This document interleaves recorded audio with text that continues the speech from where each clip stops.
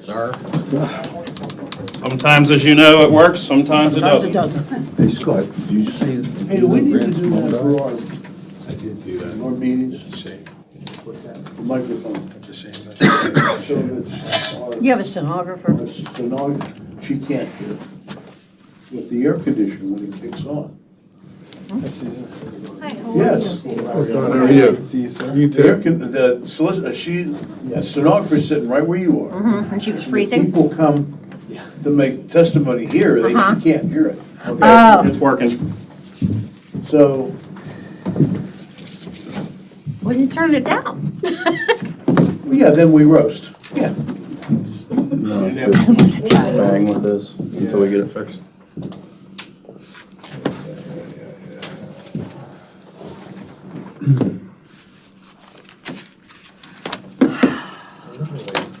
What?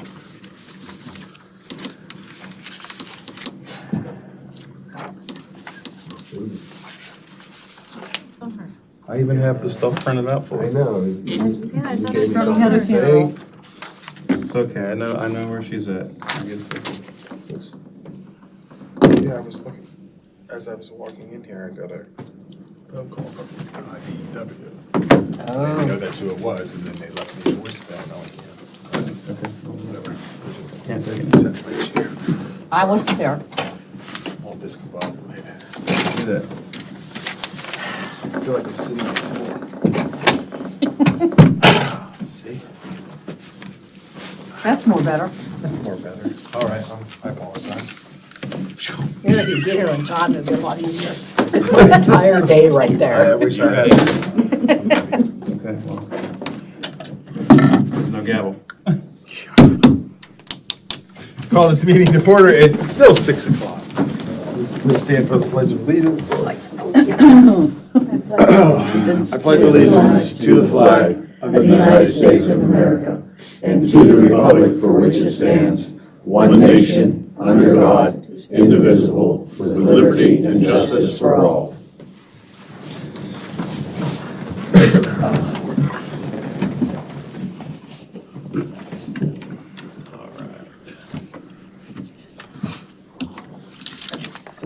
We will have a roll call for attendance. Maggie Smith, Here. Kevin Bertocchi, Here. Susan Clark, Here. Scott Tadowski is here, Luann Homa, Here. Ray Kerr, Here. Carrie Fox is absent with cause, and Mayor Bob Lang is absent with cause. Junior council person Gavin Kilgore. Here. Borough Solicitor Eric T. Here. Borough Manager Dwight Bottom. Here. Code Enforcement Officer Anthony Bruni. Here. And from the Police Department, Lieutenant Mark Legowski. Here. We have no presentations on the agenda this evening, which takes us to our first citizens comment section of the night. For anybody that is new, remember we do offer it 2 times. This one right here at the very beginning of the meeting is open to anything that is on, listed on the agenda as a resident or taxpayer of the borough. If you need an agenda there on the table wherever you came in, where you signed in. Just a couple of reminders, we ask that you please stand and state your name for public record and address, and there is a 3-minute time limit. Again, this one is reserved for anything that is listed on the agenda. Sir, I will start with you, we'll kind of walk, it's just coffee, I promise. Been a long day. Nothing? Young lady in the back. Mr. James? All right. It's my kind of citizens comment section. Perfect. We've had no exceptions to the open meeting law since our last meeting in May. The minutes from the May 12, 2026 meeting have been posted. Can I have a motion to approve the 5/12/2026 regular meeting minutes? So moved. Second. Ray on the first, Kevin on the second. All in favor? Aye. Opposed? We are 1, 2, 3, 4, 5, 6. Passes unanimously 6-0. No communications of record have come into the borough since our May meeting, which takes us directly to the mayor report, and the mayor is absent with cause, so that is not applicable. President's report, I do have a ALOM meeting this Thursday. It's being held at Brentwood Borough, so I will be able to report on that, at the July meeting. don't want to steal anybody else's thunder about the rec board or any of the other cool stuff that's going on. But the Public Works guys are continuing to do an amazing job. Borough looks amazing. Our police are continuing to do an amazing job. So just shout outs to everybody around. I also don't want to take Dwight's thunder if he's going to talk about the office and all of the stuff that's been going on in there. But from a council standpoint, they have been burning the midnight oil and really striving to get this new billing process underway. So publicly thank Michelle and the rest of the staff in the office, because I know it's been a lot, but, and Dwight is actually showing a whole bunch of it up there, but the four of them in there, and Anthony and everybody else involved has been outstanding. So kudos to all of them. Under a minute, I will pass it to you, Eric. Yes. So this past month, I looked into a few issues with regard to the gas line work on West 10th Avenue, as well as assisted Mr. Bodoff with other matters that arose within the borough. That's calm. You two friends again. Googs, you have anything else from the police department? Yes, I have the May of 2026 monthly report on behalf of Mayor Lang. In May of this past month, we responded to 309 incidents, 225 of which were in Trenton. That resulted in 20 total arrests, 12 of which were in Trenton. 25 citations issued, 15 of which were in Trenton. And combined of 4 arrest warrants served, 3 of which were in Trenton. The remainders were the ones that we did in Bradford. That's all. Thank you. Anthony, code officer. Update on the Porter Street and Pearl Street demolitions. Our contractor is just awaiting the asbestos removal permits from Allegheny County. As soon as he gets those, I think he'll be able to begin. Thank you. The engineer report, the link is linked there and posted, and just a reminder, it is car wash season. Make sure you are wash your vehicle in a grassy or gravel area or divert your water into the grass or gravel area. Don't flood the streets. Mr. Manager. I'm going to apologize now. I have some lengthy things here. So, as Scott alluded to, the borough's new billing software, utility billing, went live as June 1st, 2026. The company's implementation team has been here all week. They will be here for the next 2 weeks, supporting staff and correcting any issues and errors that we have, assisting with training. So for things that we've done for communication changes is we've sent out bill inserts, 4 postcards have gone out, multiple emails, Savvy Citizens, and then as customers come in, if they're coming in person, there's a handout that we're giving them there too, as well as discussing in person, on phone, and emails we transition through. So far, so good. We've helped quite a few residents, but far less than I would have anticipated, which tells me that the system is intuitive and that the borough made a good decision by keeping the account numbers the same, so it was easier for people to transition into the new system. Water system. So this week we installed automatic flushers, the ones that we purchased last year. They are on Davidson, Cedar, East 11th, Highland, Summit, Constitution, and West 11th. So we're going to have to adjust them throughout this week to make sure that we get a pattern that works for the water plant for production, as well as making sure that the chlorine level is where it needs to be. So more information on that will be coming out. This is part of the borough's larger long-term plan for managing an aging system, as well as the TTHMs. We are going to apply for a multimodal grant. So for those of you who've been here a while, we have tried, I know Chief Akulik has tried alongside myself, Michael Nestico, and a few other people, to replace the stoplights in West Tarentum. We have repeatedly been unsuccessful in securing those grants. We were able to get the one up here in 10th and Corbett, but it's more of a challenge over there. So we're gonna attack it from a different method. We're gonna try for a multimodal grant, which includes replacing the sidewalks and doing some other work over there alongside. So we're gonna look at it not only as an infrastructure improvement, but try it for economic development and see if we can get a grant that way.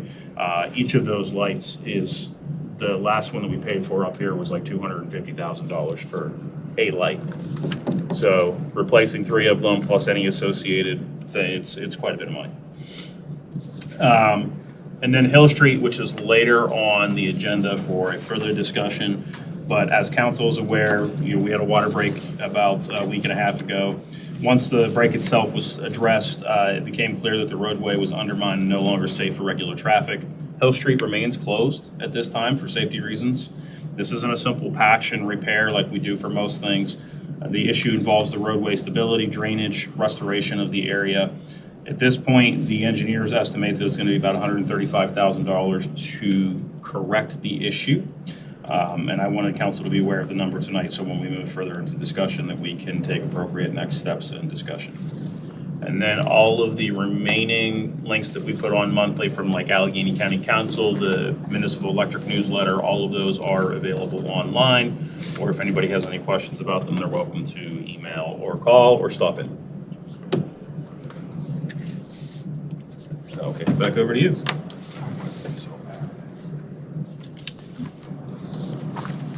Moving on to the business section, there is no postponed business from the previous meeting. Jumping to the new business, can I have a motion to pay the borough bills for the month of May 2026? So moved.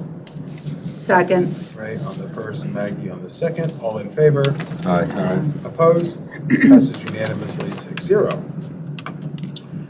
You will see there a motion about the updated Public Works labor or job description that Dwight has actually put up here up on the screen. You want to highlight any major changes that are different? No, it pretty much stays the same as it has been for a number of years. The only difference is the requirement that the borough now has to get a Class E distribution license. So as part of the broader change to the borough, making sure that we have cross-training and backup.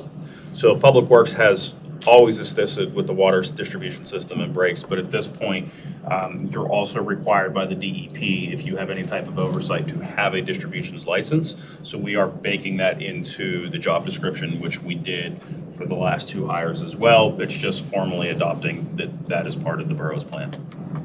Just to give them a timeline to get it if they don't have it. 18 months.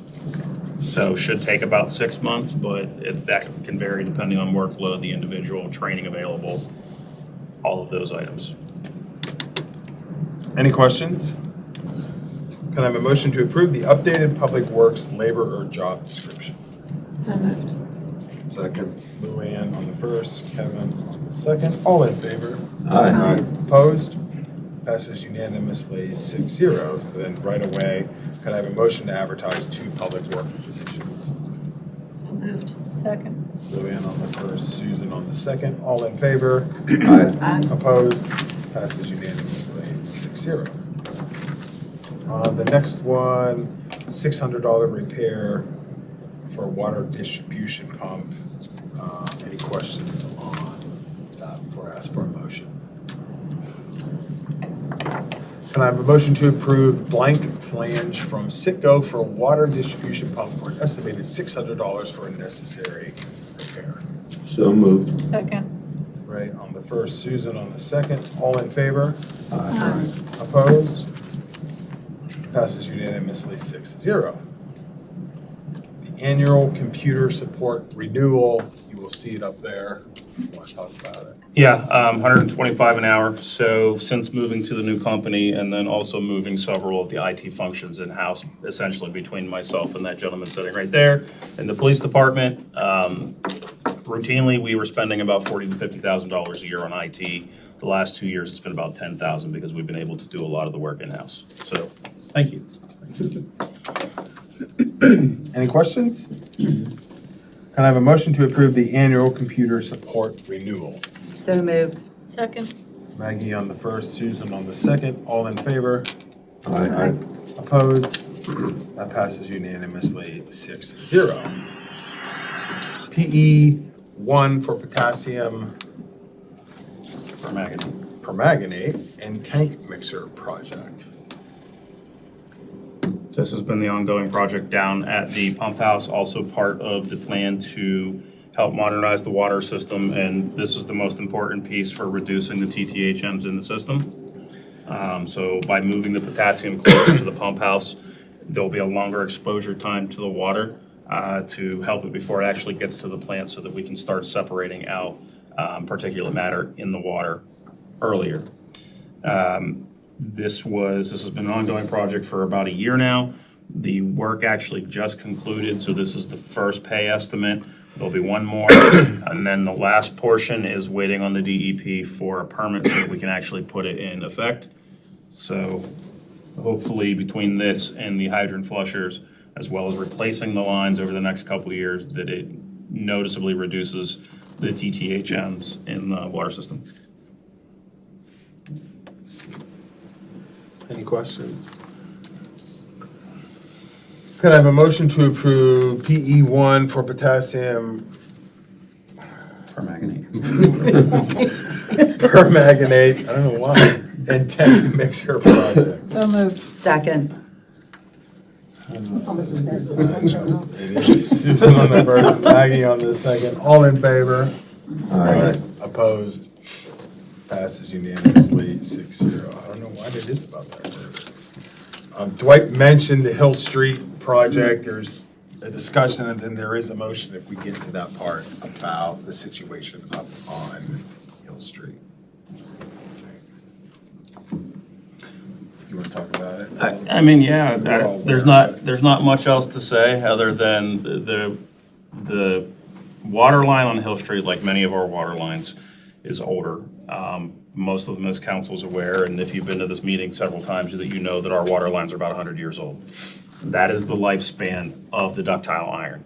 And so this particular area has had several repairs over the years, and what happened is there was not just one, but there was essentially a catastrophic failure that it blew out through where those repairs were.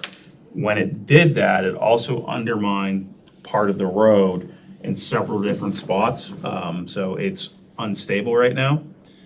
You can walk on it, but if you put anything heavier than, a bicycle or a motorcycle on there, you're gonna have serious problems. And so we've had to shut it down temporarily. We had the engineers out there within a couple hours of it happening.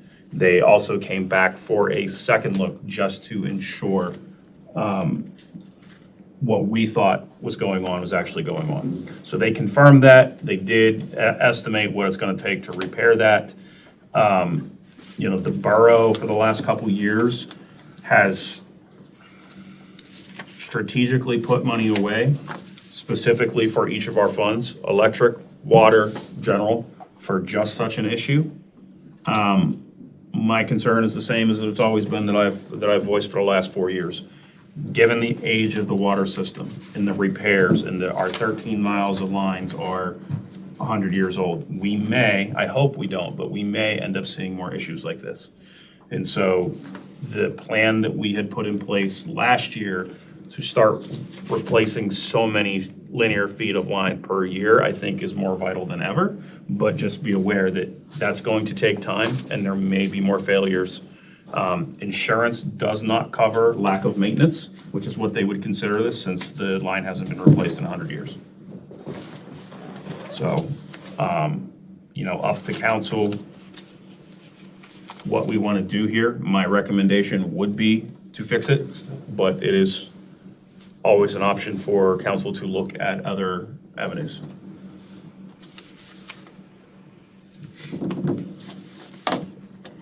Is that the lowest bid you got of all the bids? This isn't the bid, this is the engineer's estimate. Oh, okay, so So we would have to put a bid out. Yeah. see what we can get. And it may be lower, it could be right on, but it could also be higher. Yeah. So, hopefully it's lower. There is a possibility, and I don't want to say for certain without getting more into the engineers and discussing with Public Works, some of the excavation and some of the items, we may be able to do some of that in-house and save some funds. But certainly the actual road repair, this isn't like, patching a pothole. You're talking redoing the whole road, the base, the sub-bay, all of it. So, I'll throw some grass around for $1,500. I was gonna say, I'll stand for traffic control out there. well, so I should mention that too. That's the other part of this. Part of the road that was impacted in this is Bakerstown Road. So Allegheny County does have a hand in here and a component, and we have to get permission from them for anything that we do, which, you know, is just gonna add a little more time. Let's go with time. And add a little more time to repair. He's being kind. Allegheny County Police, no? We broke it, they're gonna make us do it. So, you know, When you say other options, what do you mean? well, it's always an option to not repair it. Yeah, I Right. mean, you could technically, you know, leave it closed. That's, I'm not saying it's a good option, but it is an option. Technically, you could vacate the road. I mean, but that's a whole process that we'd have to have legal involved in, and you'd have to have things like that. There's probably a handful of other things. You may be able to put it as a gravel pass-through that's still a public right-of-way and not a paved road. All of those have downsides, and you start getting into other areas of concern. So if you put something in there that maybe can wash away, you're gonna start having problems with runoff and MS4. You're gonna have other problems about the maintenance with it. Even if it's a public road as a pass-through for a little one, we'd still have to maintain it, which means you're talking putting gravel out there every year. So, you know, there are technically other options, but The best one again, is to I would fix it. recommend to put it back the way that it was and to pave it. Well, if we don't repair it, and another, you and I talked about that, and another street in town, the same thing happens to because of the water lines, and we repair theirs, what's gonna happen? You know, if you, are we picking and choosing? Picking and choosing. Doesn't matter how many people are involved, it's still their street. On there. I don't know. I think your point about, you know, this is worst case scenario and this is just a small, you know, in the grand scheme of things, it's a, you know. Right.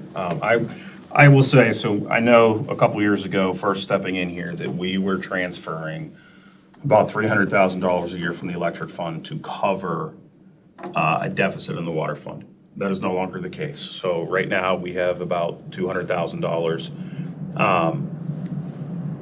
positive, net positive, in the water fund.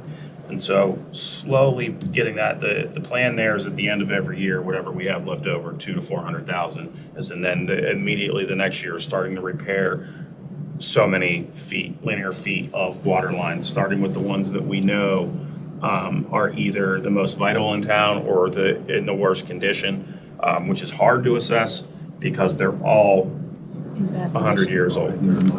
But if council will also remember, some of the things that we have started doing so that we could get a better handle on this, is we started installing leak detectors and we started putting in the pressure meters. And the reason that we did this is so that we have a little bit more data in helping us figure out where some of the leaks were over a period of time. So the thought process here is if we know that all the pipes are 100 years old, which one do you pick first? But if we know that we have a section, for example, say E6, that has 3 or 4 small active leaks right now, and it's the worst part in town with the most leaks, you can make an argument for going there first, right? So essentially, it's battlefield triage. It's whatever's bleeding the most first, you put a stop to it, and then you go from there. And as you can see, these red ones here, those are the actual leaks, and that's just within, you know, the last couple of weeks here. And so this, we have a whole map and history of going back a year and a half now all over town. So we're rotating these loggers all over town. Once a week, they rotate to a different portion, and then we collect that information. So the new water meter pressures, water pressure meters will be online within the next 2 months. And that's also gonna give us another data point to help us figure out where the pressure is really low or maybe high, but that gives us some information to where we know that there could be potential leaks in areas as well too. So, you know, we're doing our best to take a more analytical approach to how we replace these, because when you have to replace everything, it's kind of like, where do you start, right? At least have some idea and a target so that we can use our money strategically, or when we apply for grants, that we have data to back it up along with our plan to make us more successful in getting those grants. But even still, this is you're looking at a, 15-year plan of consistently replacing those lines. In the future, if the lines last 100 years, like the ones that we have now, around the 50-year mark, there needs to be a plan over the next 50 years to slowly replace those lines so that we don't get back to a situation like this. So I see a couple on I was just Freeport to say I Road. won't be here, so. So that's actually West 7th? Is that where they just paved? Yeah. That sucks. But when discussions happen about, the elephant in the room of no taxes for the last 20 years, I mean, these are all things that are real and are happening. And if you go back to that estimate of Yes. $135,000, like, that's Hill Street, that's, but that's, tomorrow it's Second Avenue where I live, or it's where you live, or it's where you live, or it's where somebody else lives, and it's Yeah, it's needs not to- if, it's just when. It's Yeah. going to happen because everything is hitting at the same time, and it's Oh, obviously, I'm biased up here, but, we had the option over the last couple of years that instead of doing nothing and then 5 years later doing a massive rate hike for water and electric, or just raising it crazy after crazy, we have taken an incremental, slower approach of, 2 to 5% year over year, so that it's easier for the residents to absorb that and know what's coming and lay out the plan of this is why we're doing it and this is where it goes, up to a point, but also aggressively going after grants. So you have to keep in mind too, that we have secured in the last 4 years about $5 million worth of grants just for the water system, right? Some of those things are now starting to come into play, like down at the pump house, the tank. We have another grant that we just received this year for about $500,000 to replace the water line for all of Davidson. Those things take time to secure the grants, to go through the engineering, to go through the bid. There's a lot of documents and processes that go through there as well, environmental reviews, all of those things to manage the grants as we go through. But we have been fairly successful for how small we are as a municipality in securing these grants for the water system. But that needs to keep up if we're going to help offset the cost for the residents to make sure that that this is repaired.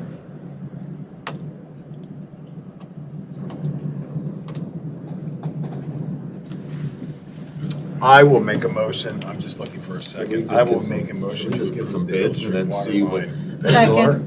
See what the bids are? Who was that? Was it Susan. Susan. Susan, I'm sorry.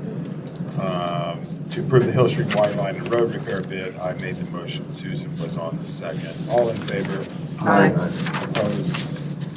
Passes unanimously, 6-0. Kevin, I don't want to ignore you. Yeah, So that's all how we do it with anything else is, so this is giving me permission to get the engineers to, we'll work up everything, we'll put an actual bid out, we'll do a bid opening. When the bids come in, so if you remember, we had something, TriPac, not too long ago. Yeah. The bids came in way over, like 200,000 over. Council said no. We sent it back. We've rebid it, and the price came in significantly lower. That is always an option. Council is not beholden to, if they come in the bids and you don't like them for whatever reason, you can say no, and we can rebid, or we can figure out another plan. That's always, This is it's just always an giving you option. the access to start moving in that direction. Right, because even engaging with the engineers, even for something as simple as putting out a bid, is several hours worth of work for them, which means, then there's a cost associated. And so if it's not something that we had already planned in the budget, typically, we get council approval to spend those dollars. Gotcha. All right. Resolution 2608, you will see the note there. The borough is reappointing the zoning hearing board members to keep terms and records current, while the holdover doctrine generally allows members to continue serving until replaced. Formal reappointment is good practice and helps avoid any confusion about board membership or authority. Any questions before I ask for an official motion? Can I have a motion to adopt resolution 26-08, zoning hearing board, a resolution of the Borough Council of the Borough of Tarentum, Allegheny County, Pennsylvania, reappointing members of the zoning hearing board? So moved. Second. Ray on the first, Maggie on the second, all in favor? Aye. Opposed? Passes unanimously, 6-0. Same type of thing, Code Appeals Hearing Board. Any questions on 2609 before I ask for a motion? Susan, you'll have to abstain from this one. My word. Can I have a motion to adopt Resolution 26-09, Code Appeals Hearing Board, resolution of the Borough Council of the Borough of Tarentum, Allegheny County, Pennsylvania, appointing members to the Code Appeals Hearing Board? You okay? So moved. Second. I don't know what's wrong with me today. Ray on the first, Luann on the second, all in favor? Aye. Abstain. One abstention, any noes? So it passes 5-0 with one abstention. It's been a while. since It has I've been, done yeah. This one, 2610, is related directly to our new software update that we have that has up on the screen that is lots of bells and whistles. This is just extending the June 2026 payment date from the 15th To the 22nd. To the 22nd. So it's giving everybody an extra week without Right. any penalties or anything like It, that. like I said earlier, for most people, it seems to have gone fairly smooth. We know that there'll be a few more that we're gonna have to work with over the next couple of weeks. And I know it looks like a lot of bells and whistles, but this one's actually less complicated than the old one. We moved to something that was simpler for staff and easier to navigate. We're dealing with a lot of complex operations here for how small we are, but we have a very small team. So the old system required essentially coding knowledge, that you would have to go in to do something simple and actually go in and do SQL coding and a bunch of other items. This one is more drop and drag, and it also tells us some things that we've never been able to have on here before. So we've moved Anthony, so code enforcement and zoning is actually going to be tracked online now. So you can see, like, so for me as the manager, I can look across and get a snapshot of revenue, expenditures, our actual usage for the utilities, permits that have been issued, inspections that are going on. So it is helpful for us to have a better overview of these items so that we can track things a little bit easier. We also have some functionality here for calendars here that for electric and water when we're going out and doing disconnects and we're having shut-offs and shut-ons and installing meters and doing all those other things. And there's a lot of additional functionality that's easier for staff to use. Most importantly, the credit cards itself is integrated into the system. So previously, when residents were using credit cards, it was going through a third-party system. And there was some difficulty in the third-party system talking to the utility billing, which caused discrepancies for reconciling the accounts. It would take an enormous amount of staff time to track down one credit card if something went wrong. And the reason for that is the third-party company, they wouldn't give us credit card names, they wouldn't give us addresses, they wouldn't give us any identifying information except for the amount on the bill. They take your money. Right, and so when you have 3,000 people paying and 50 of those are the same bill, good luck tracking that down. We don't have that problem in the new one. We get all of the information that we need so that we can reconcile or help customers out. We had somebody who paid on the last system during the transition, didn't show up in the new system, but we were able to track it down and get it applied and everything's fine. So, we're looking forward to getting this a little more underway, and we'll report back on how it goes and if there's any issues or anything else, but so far, so good. Can I have a motion to adopt Resolution 2610, June 2026, utility bill deadline extension, resolution of the Borough Council of the Borough of Trenton, Allegheny County, Pennsylvania, authorizing a one-time extension of the June 2026 utility bill payment due date? So moved. Second. Maggie on the first, Ray on the second. All in favor? Aye. Opposed? Passes unanimously 6-0. 22-03, if you look down to the notes, this is kind of making the process so if something was happening on the day the bill was due, it's always been the 15th, but at the 15th, you'll see the notes falls on a Saturday, a Sunday. For whatever reason, there's a holiday that something comes up and it is due on a bill date. It has always been our past practice. If it's a Saturday, it automatically becomes like Monday or the next business day. We've always done it that way, but there's nothing official on paper, kind of, I don't want to say making it legal, but Yes. making it definite that is our official policy. So this resolution makes that our official policy, so if that due date, the 15th, falls on a day that we are not open, even if, God forbid, there is a snow emergency or something, December 15th on a Wednesday, and the office can't open, and people come down to pay the bill, we're not gonna hold people accountable if the world shuts down for whatever reason, so. Right. Again, this has been practice the borough's been doing for years, but as we transition to BSNA, we are going through all the ordinances to make sure that things in the ordinances are actually aligned with the utility billing system and vice versa. It was just kind of one of those, hey, this isn't actually in there. Theoretically, right now, if we were not so nice, we could bring down the hammer and say, no, too bad, it's due on the 15th, but we've not done that in practice. We try to be reasonable as a community-run utility. This is just formalizing that process and making sure that there is some teeth to it to back it up. So like August 15th falls on a Saturday, so it wouldn't be due until Monday, the 17th. Right. Any questions? Can I have a motion to advertise ordinance 22-03, electric ordinance, an ordinance of the Borough of Trenton, County of Allegheny, Commonwealth of Pennsylvania, establishing the rules and regulations of the Trenton Borough Electric Department and setting forth the rates to be charged by the borough for the furnishing of electricity to the residents of Trenton Borough? So moved. Second. Ray on the first, Susan on the second. All in favor? Aye. Opposed? That passes unanimously 6-0. Water ordinance, the exact same thing, except it's about water, not about electric. Again, moves that bill date of all about the 15th. Again, the exact same thing as the electric ordinance.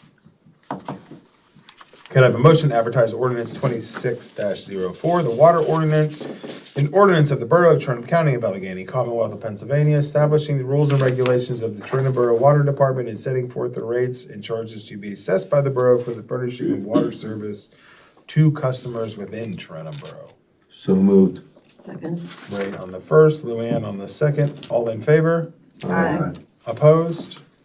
That passes unanimously 6-0. 26-05, Dwight has some stuff up on the screen about the time So- limit part. As we continue, just like we just did for BSNA and stuff, we are going through our ordinances because they've been around for 200 and some odd years. Some of them conflict, some things are duplicates, we're trying to clean them up. This is one of those, so if you notice up here, so this is the official law right now, 208 West 7th, 208 West 7th. There have been things that have been repeated over the years. Most likely what happened is the original ordinance went up because this was all paper-based. Something, for whatever reason, when something needed changes, they couldn't find or they didn't reference, or there was so much that they didn't see the previous stuff, and so they just put it up again. And that's how you end up getting duplicates.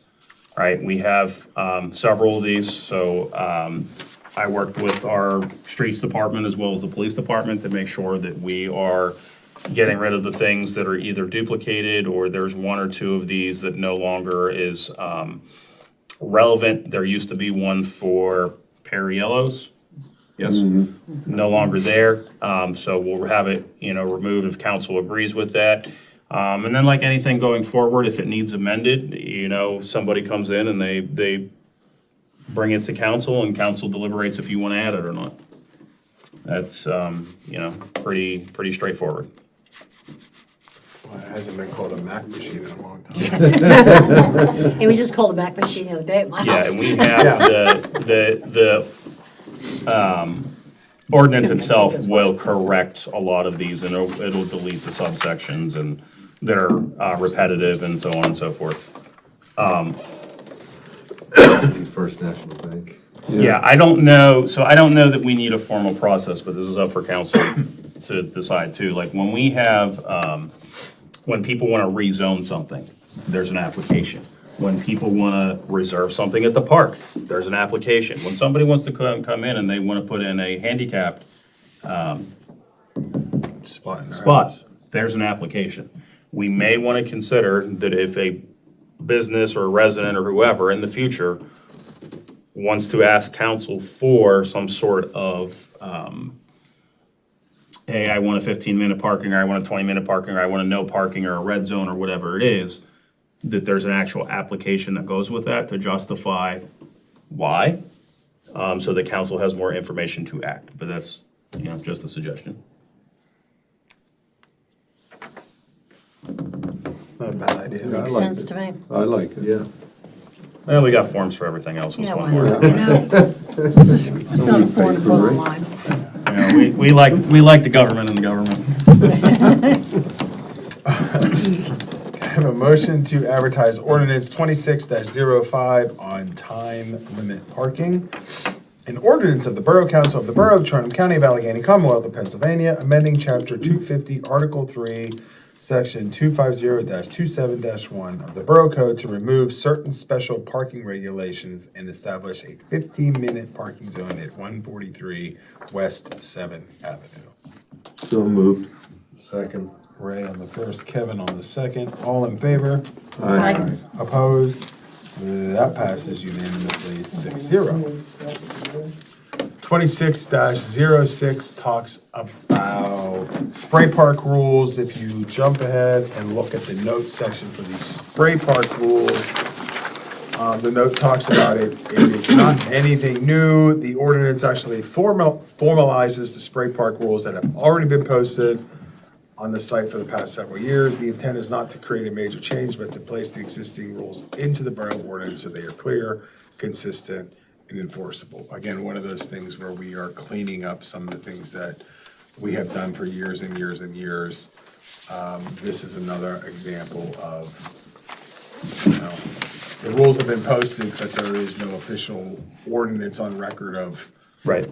us having those rules in place. So theoretically, if somebody does something over at the spray park and they need to be removed or needs to be a warning or a fine issued right now, we would have difficulty doing that. It's not, the rules that have been up there have been put on a sign, but they were never formally adopted. So we have things for the park in general, no alcohol, things like that, that certainly would apply there. But some of the other items that we have, like don't leave glass containers in the spray park, that you must have, if you're a child under a certain age, that they must have an accompanying adult. All of those things. So it's literally everything that was on the signs that have been there for years. So, That was included on that too. yeah, there's no That's a good one. animals, right? Except for service animals, except by law. No smoking, no vaping, no littering, all of those things that are kind of standard, and formalizes it, which means that gives the borough tools to enforce it. It's been packed every day that I drive home. It's been- Oh, yeah, it's a nice spray park, but if we're gonna keep it nice, there also Yeah. needs to be able to enforce the rules. I agree. Any questions? Can I have a motion to advertise ordinance 26-06, spray park rules, and ordinance of the Borough of Trentham, Allegheny County, Pennsylvania, amending chapter 177 Parks and Recreation of the Code of the Borough of Trentham by adding Article 4, spray park rules and regulations, providing for enforcement penalties, repealer, service severability, and an effective date. So moved. Second. Maggie on the first and Kevin on the second. All in favor? Aye. Opposed? That passes unanimously 6-0. Last but not least, under new business, crypto facilities, data centers, and large load ordinances. All right, I'm gonna say my piece, because this is long, it's involved. We've been working on these for months. And I know Gavin's been dying to say something about all this. So there are 3 draft ordinances on there that are related to data centers, artificial intelligence, computing facilities, cryptocurrency, and other large-scale computing uses. The purpose of these ordinances, draft ordinances, to not determine whether data centers are good or bad, nor is it to prohibit the lawful business activity. Rather, the goal is to establish framework that protects the borough residents, infrastructure, and utility systems, should a proposal ever be submitted. So the zoning ordinance up there establishes where facilities may be located within the borough and creates conditional use standards, development requirement, buffering, noise controls, utility impact studies, and other safeguards to ensure compatibility with surrounding properties and neighborhoods. The electric ordinance establishes requirements for large electrical users, including engineering studies, infrastructure reviews, special service agreements, cost responsibility for system upgrades, and protections to ensure existing ratepayers are not burdened with costs associated with serving large electrical loads. The water ordinance is a similar requirement for high volume water users, including hydraulic studies, fire flow analysis for our fire people in the room, water conservation measures, infrastructure requirements, and protections to ensure the borough maintains adequate capacity for existing customers' future growth and regulatory compliance. As everyone in this room knows, we are a bit unique. We operate a water and an electric system. They present a unique operational infrastructure reliability and financial consideration that many other municipalities do not face. This is why this has taken us several months to go through these, cross-reference, look at best practices. While permitting this is ultimately a policy decision of Borough Council, we felt that it was important that we establish clear standards and procedures before any application is received. We can go through these one by one and a little bit more. I do have information on exactly kind of what's in there, broken down. Some of these are lengthy, right, as you would expect. We can go through them if council desires. My recommendation that once we're done with the discussion, if council wants to move forward with looking at these, the zoning ordinance in particular will need to go through the planning commission, and all of them are gonna have to go for legal review. And keep in mind too that this is an evolving field. Data centers and some of these other things are essentially brand new. So we don't have a lot of homework to copy off of. There is some, but, and within PA, again, there's only a handful of us. There's about 10 that have water and electric. So we are even more unique in that aspect in making sure that all of these things align. So we have the zoning, the electric, and the water. I can go through some of these if council wants to, or not. It's up to you guys. I think the important piece is, and Gavin, I'll let you speak because I know you have opinions on this. The important part of all of this, 2 things. Number one, we are being proactive. Yes. If you pay attention to what's happening 3 miles down the road in Springdale, they got, whatever your opinion is, they kind of got railroaded, and it's coming, and they're fighting it, and it's coming, and it's there, and it's, in a good way, we don't have that big spot on the river like they have. So that's kind of a blessing in disguise, but Dwight is being proactive to try to get ahead of all of this. Number two, we do not have anybody beating down our door, trying to come in here. So I think we learned a lesson maybe, and this is just me speaking, we learned some lessons like from the billboards. Fourth Ward. They came and kind of, We're trying to eliminate a loophole. yeah, found a loophole. We're trying to close all of that before we even get there. But again, I don't want to end up like Springdale. But the other piece of that is we don't have anybody that is, beating on the door saying. The fourth ward, I know because there's a lot of space up there. However, as it currently exists, that is all R1.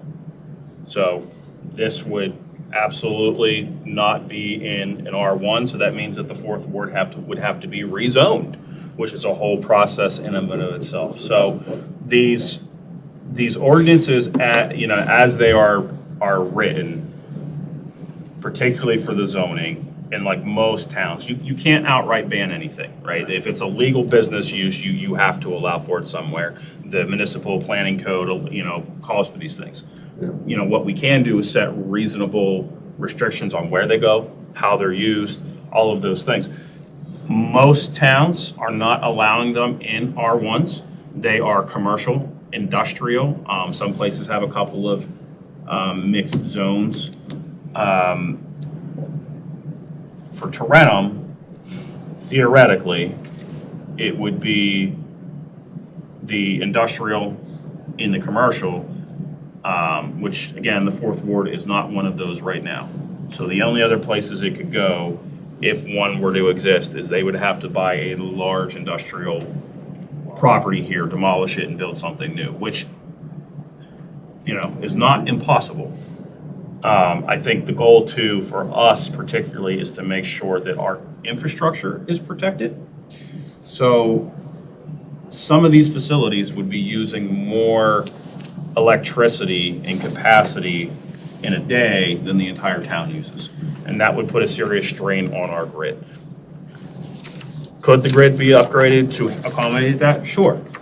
But at whose expense? And we have to think about those things. And some of these ordinances in here, that if council or future council decided to allow that it would make sure that the cost for the infrastructure upgrades to handle that is put on the person coming in trying to operate such a thing. That would also be for water, right?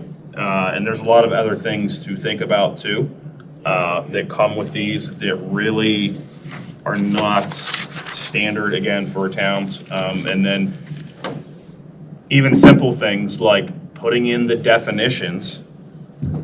We have come to understand keenly here that definitions matter a lot, and making sure that they're in there and that they're correct, because you will lose if you don't have them in here, or they'll say it's ambiguous, so on and so forth. So making sure that those get in there. There are other considerations for things. Battery storage, solar. Are we going to allow, if they're allowed in here, if Fourth Ward got rezoned for whatever reason, that they want to put in some sort of micro generation facility? How does all of that look? What can we allow? What can the system handle? It's a lot. So even having the basics, I think, would be helpful. And as this develops throughout the state and the country, we can come back and we can add more or modify things as council sees fit. I'll shut up. There's a lot that I could talk about in this. It's complicated, but I know Gavin wanted to talk about it too and kind of give his thoughts. I was just extremely worried because I didn't know how proactive we were being with these events happening, especially mainly on the data centers is where I've been looking into more thoroughly. In New Kensington, like Mr. Dudowski had said, they absolutely got railroaded by it. They weren't ready or prepared for it at all, and I believe tomorrow is an open house that the company's going to hold before they actually move on with their building plan for the actual center itself. what else I have to say is that I know a lot about biology, and with these AI data centers, the most cheap and efficient way for cooling their systems to pump in water from the nearby watershed, which is our Allegheny River. If they pump in and filter that water, they're gonna filter out all of the natural micro wildlife in it. And we have 4 endangered species of mussels and clams, and also a lot of different fish as well, which as that filtered and warmer water comes through, it will significantly harm and kill off those species, which we will see the absolute worst of it up here upstream too. Especially with our water plant and treatment facility too, higher costs, which would cause higher costs in our chemicals and treatment procedures for it in general to have safe and drinkable water. Because those species do absolutely have the best and most efficient natural cleaning for our rivers.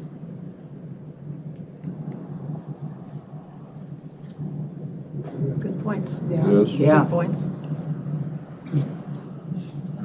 At the same time, I'm as guilty as too. I'm not giving up my cell phone for nothing, you know. Neither are you, neither is all the stuff that we're doing. So it's an interesting, Thank you.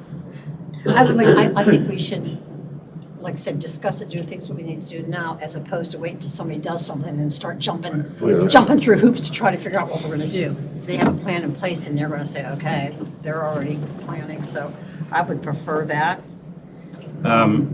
Yeah, I mean, the reason that we started working on this a couple months ago, is because it's everywhere, but again, with owning an electric and a water system, I believe in advanced preparation, and there's a lot more that goes into it. And if we don't have those requirements in place and something did come through, whether council approved it or whatever, we would not be prepared. After the fact would be too late.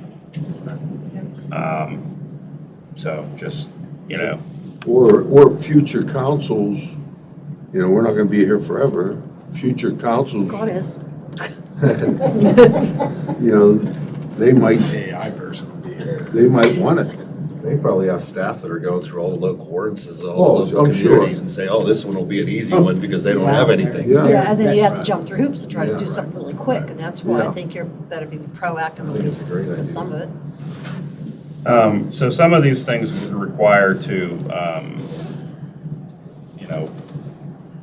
noise, setbacks, screening, lighting, emergency generators, fuel storage, battery energy, all of those things, annual reporting. I will say right now that our electric system, as it is, the borough has the right, if something is going to severely damage or strain the system, to say no. That's not a blanket statement. You can't just tell people no because you don't want them here. But tying that to actual use and then cost for operating infrastructure, all of those other things. And for us in particular, the zoning ordinance, tying that in if we can, which is, illegal stuff, to our water and electric. The requirements that these things must be met as well. Mr. Rooney, any comments? I was just gonna say, for anyone that fears, that the fourth ward is, ideal for this kind of development, the same reasons we have had difficulty developing that area as an R1 district will face any potential investor because the infrastructure is just not there. It would be pretty costly for them to make that investment, to have the, utility infrastructure and to have actually the square footage that's required for one of these facilities. And I know they just demolished the Homer City power plant, in order to put in a data center. That's a lot of land. That's what I wanted. So we're talking potentially years and millions upon millions of dollars to even get the ball rolling. And to your point, like that power plant already had the infrastructure in place. Yes. So that's time and money and work that they don't have to, Yes, even the it's- one in Springdale, that, there was something there, so it has the infrastructure Yes, already there's- running down there. That's right. There would be a lot of hoops to jump through, not just from the boroughs, as far as our firewalls that would try to protect the borough.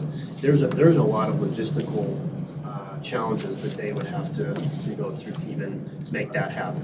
I'm not even sure if any of the industrial areas along the river have as much square footage as they would require if someone was to sell them that way.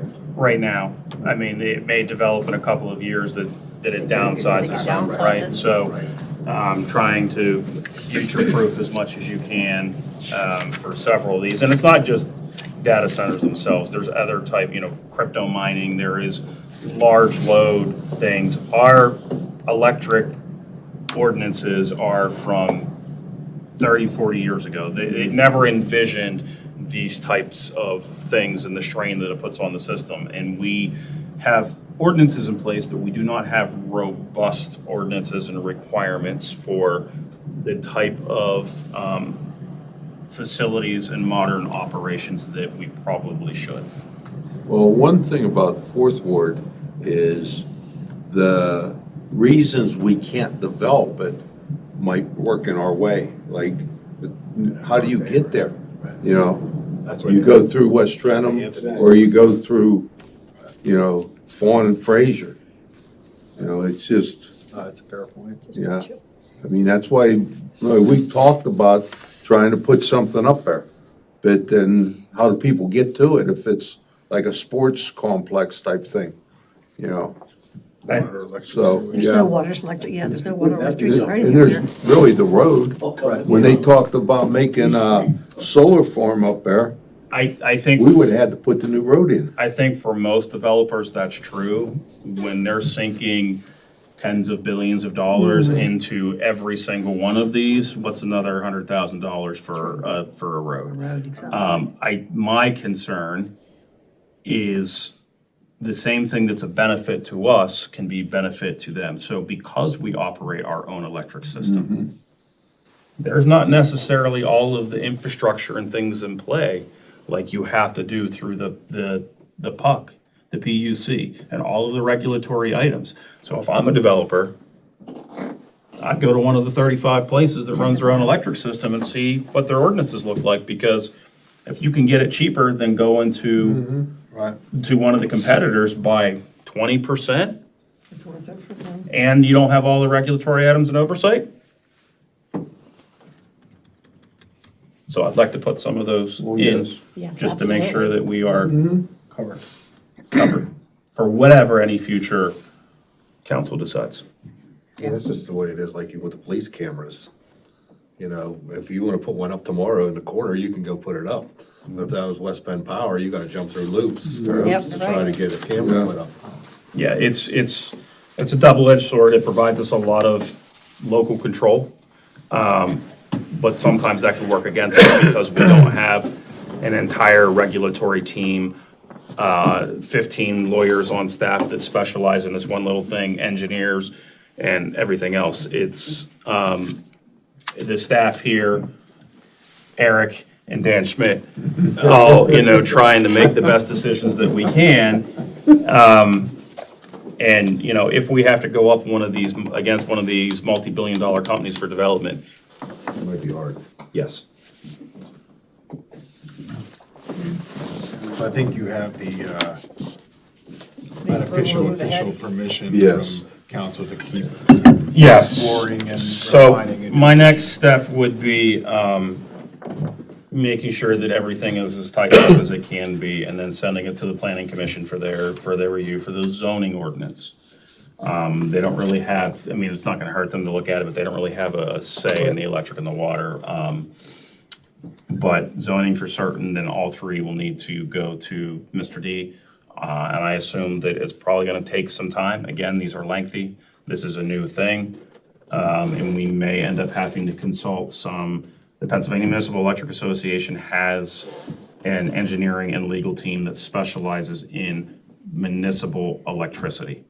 So, even if Eric and I are doing the heavy lifting, tapping into that expertise would probably be a wise decision.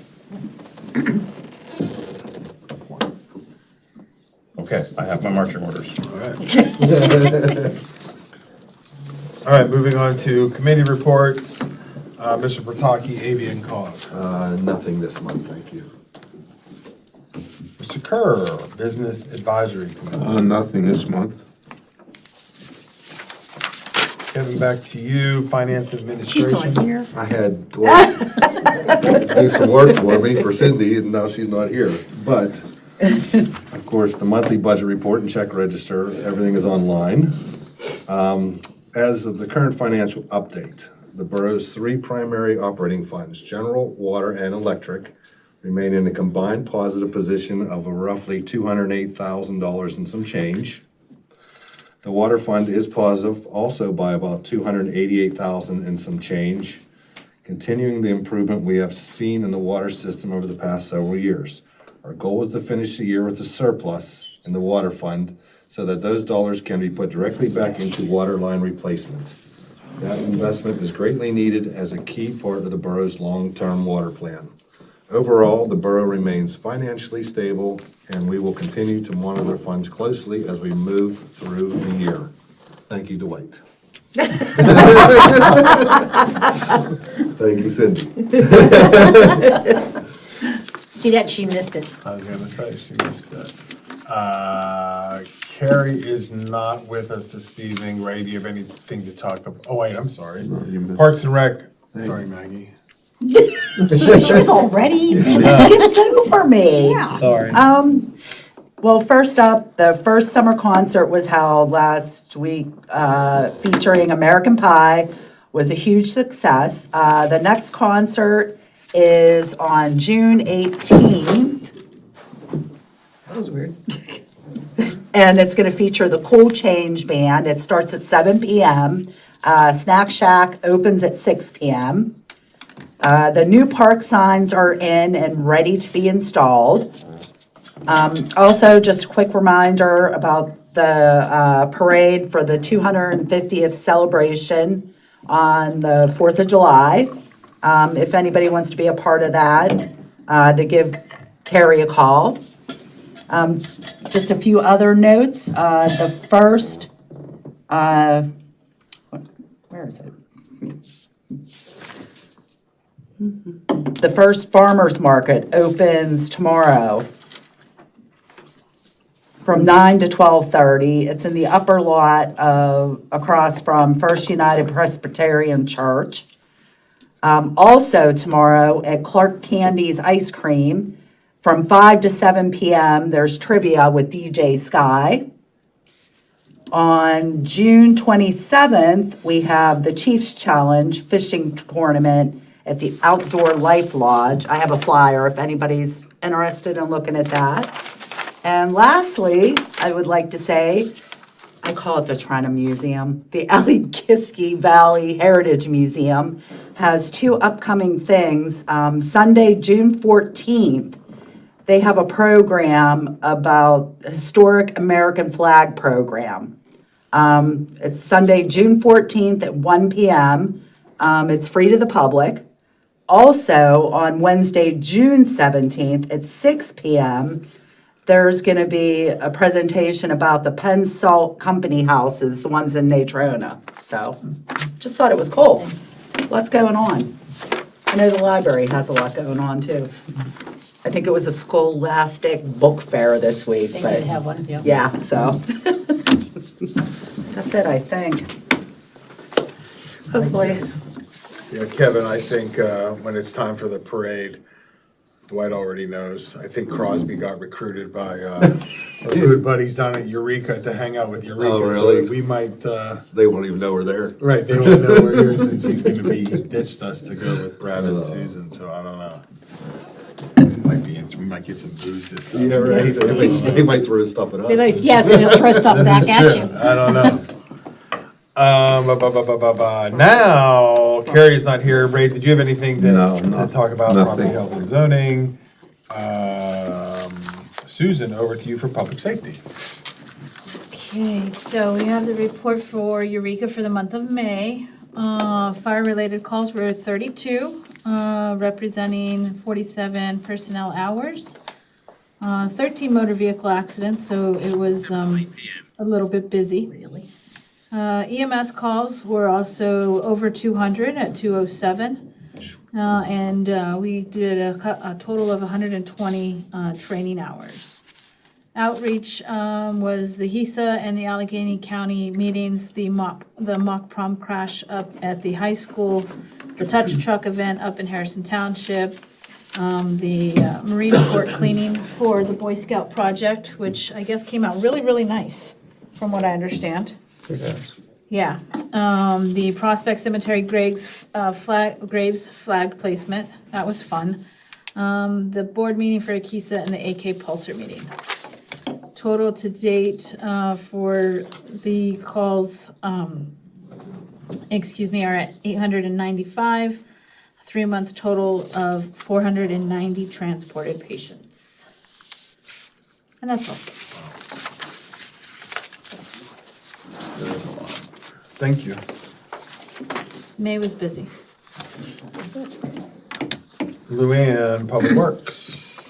Everything's online, a bit as usual, they're doing a good job, it looks great, I mean, town looks great, you got it, you really admit. They're always out there working hard and, Susan, sorry. No, go ahead, no, you're done.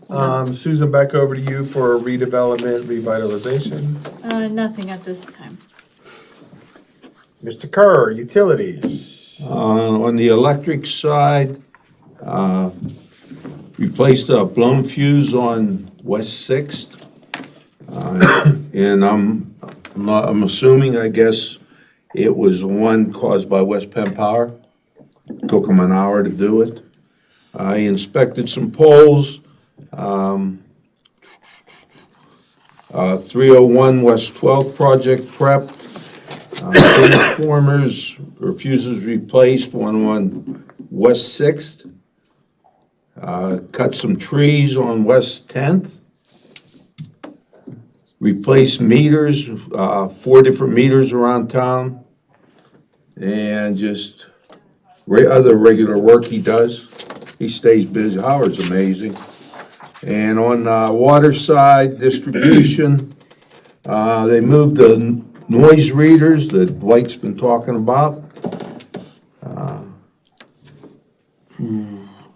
Shut off, some shut-offs, replaced a frozen meter in the summer. A water break on Conroy and Center. Water main break on West 11th and Center. And on the other side, making of the water, we processed 28,420,000 gallon of water. Now with rapidly the 250th birthday of our country's approaching, and one of the items that helped lead to the revolution was a party up in Boston Harbor. So it would take at least 1,780,000 pounds of tea to make 28,420,000 gallon. Unless you wanted it a little stronger, it would take 3,550,000 pounds of tea. Let's do it. We don't have a harbor big enough. Make one. Yeah, that's all. My wife drinks tea, but that's a lot of tea. That's It's a lot of tea. I don't like tea. A lot of tea. It's unpatriotic. Yes. Gavin, over to you, junior council person's report. School's out. Graduation was amazing. We had a lot of kids in our senior class this year get to go on the non-stage with the podium, get their diplomas, which also look beautiful. It has an artwork of the school and everything on it. I never knew about that. It's been extremely hot this month, so just dress for the weather and dress accordingly. Try to cover up, but wear nice, thin clothes for the heat. Drink plenty of water. Enjoy the sun. Excellent. Dwight and I were talking, and it's not on the agenda because I don't think it needs to be. But as long as nobody has any objections, first and foremost, you've been excellent. Even your stuff tonight about the data centers and some of your input is things that nobody up here really even talks about. So I don't officially know when your term ends, but as long as you are okay with it and everyone on council is okay with it, we were talking this morning about keeping you on July, keeping you on in August, and then what I would ask you to do if you are interested, quote unquote, reapply, resubmit a letter like, hey, thank you for whatever, I would like to do another, because it's supposed to follow the school year term. So being our meeting in August is before the school year starts, that gives you July, that gives you August, and if you're interested again, maybe at the August meeting, when you're here and you are interested, you could submit a letter saying, hey, I want to redo it for the 26, 27 school year, and that kind of gets you covered. If you want to take the summer off, you can take the summer off too, since school's out, but I don't think we need to do anything official with that. But if you want to come July, August, please, please, please come July, August. Yeah, absolutely, I would love to. Sadly, the school we don't get taught how local governments work. So this is a learning experience for me. Surprise. Surprise. Surprise. Maybe Dwight can get you a plaque. We can get you a plaque, that's for sure. You can, it's not a problem. We can get you a plaque. And it won't say solicitor like that with that. And it's just solicitor. I like my anonymity. He just doesn't see who he is sometimes when we're talking about this. Oh, yeah, that's me. But honestly, you've been good, you've been Yeah. exactly what the junior council person is supposed to be. Because we ain't getting any younger up here, and you bring a totally different perspective as, you know. He's so complimentary, isn't he? I said me, I included myself. You had 3 words you couldn't say this time. I know my wife's already texting me like, where'd you learn how to speak? 3 words you couldn't say this time. I know. I'm still laughing at the solicitor sign. I didn't realize it just said that. Go ahead, Dwight. I didn't want Eric to get comfy. I have one more item, so I couldn't put it on the agenda because it just came in today. I know council has asked about it several times, so I just wanted to touch base. So we got a quote in for what it would take to repair the wrought iron coming in that is severely damaged. So cost of removing it, putting stainless steel at the bottom, so part of the issue is where it connects down there is where all the salt goes for when we do stuff, and it's kind of rotting it out. And then sandblast and powder coat the whole thing and reinstall it would be about $6,700.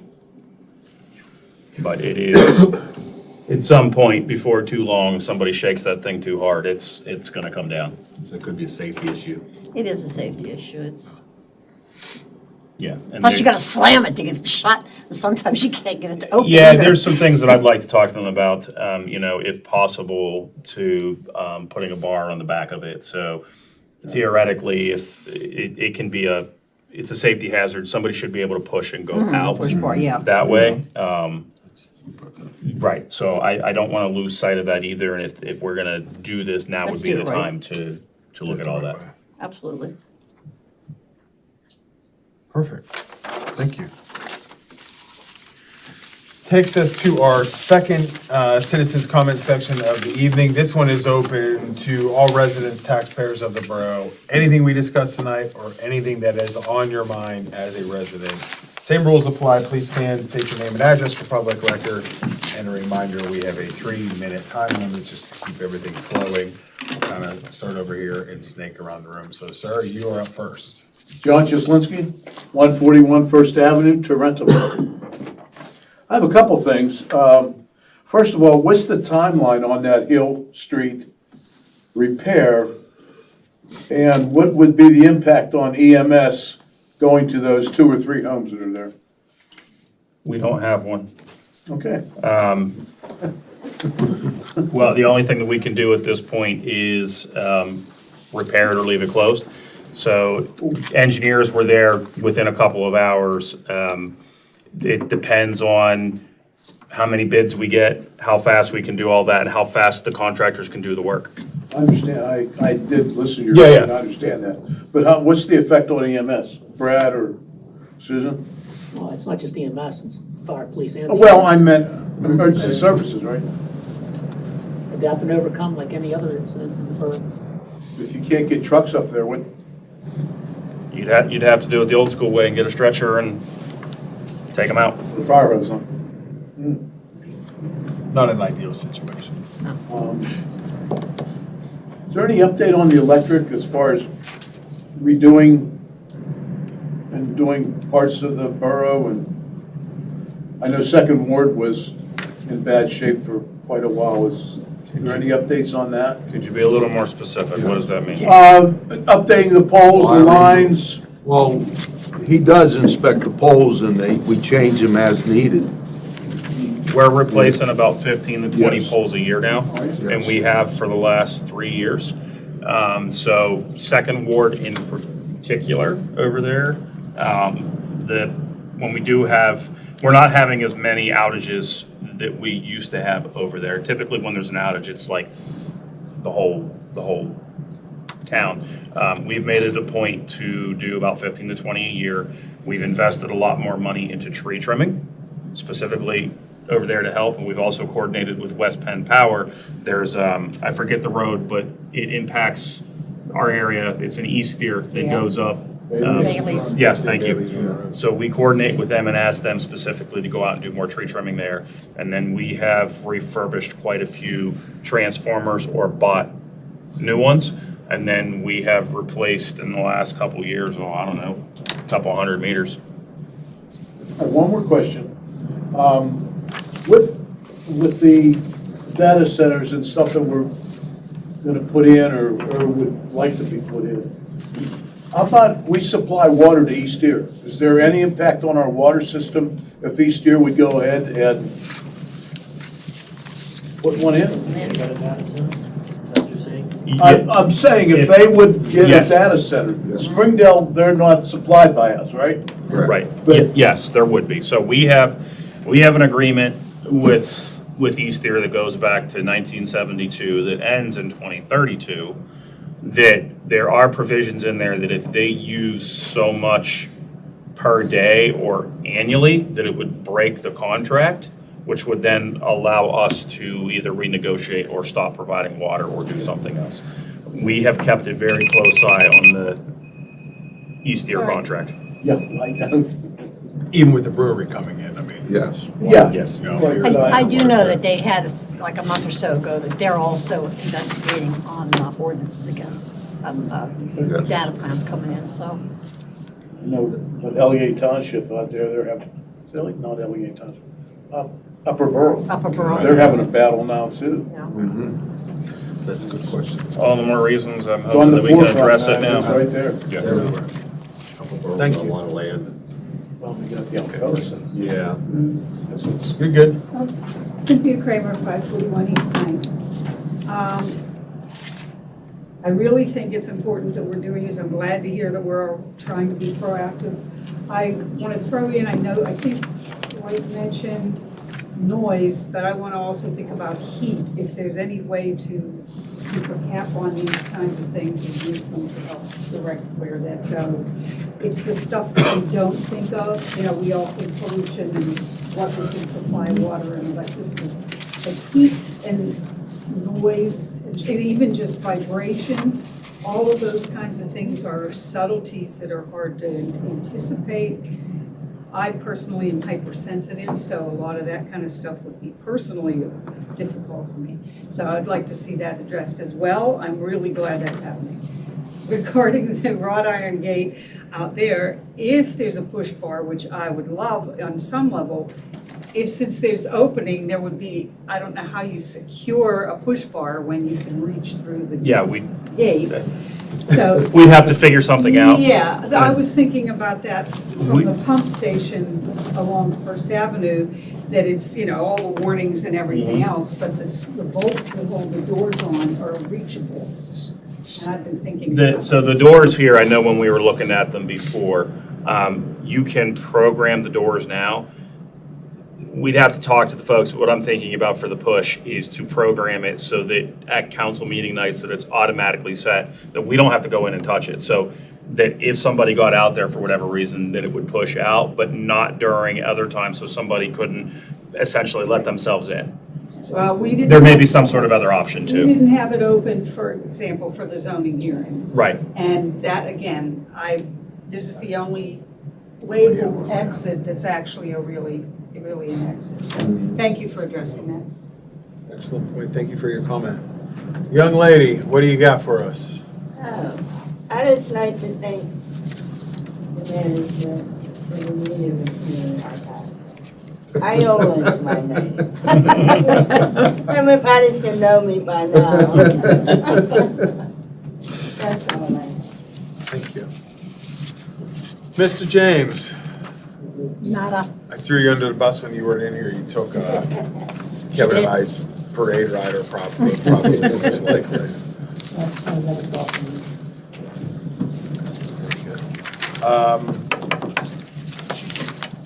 We don't meet again until 14th, after the holiday. Yes, after the holiday. All right. When is it, the 14th? 14. July 14th. Seems like forever. Does Middle of July. So I want to wish everybody a safe and happy 3rd and 4th of July. Can I say something real quick? Certainly. Please. We start the meeting saying a pledge of allegiance to the flag, to a cloth. And just this 4th of July, because it's 250th, just remember the 57 people that pledged their lives, their families, all their money by their first pledge was signing the Declaration of Independence. And if you study the history of the signers, it's amazing. Robert Morris University lost a fortune. You know, he was real wealthy. Some of them died, some of their families died, some of them were taken prisoners on English ships. And they knew if this experiment would have failed 250 years ago, they would have all died. They would have got hung. So just when you're celebrating on the 4th, just remember those first 57 people that signed the Declaration. Thank you. Anybody else have anything for the good of the order before I ask for a motion to adjourn at 7:26 p.m.? Have a motion to adjourn at 7:26? So moved. Second. Maggie, Ray, all in favor? Aye. Opposed?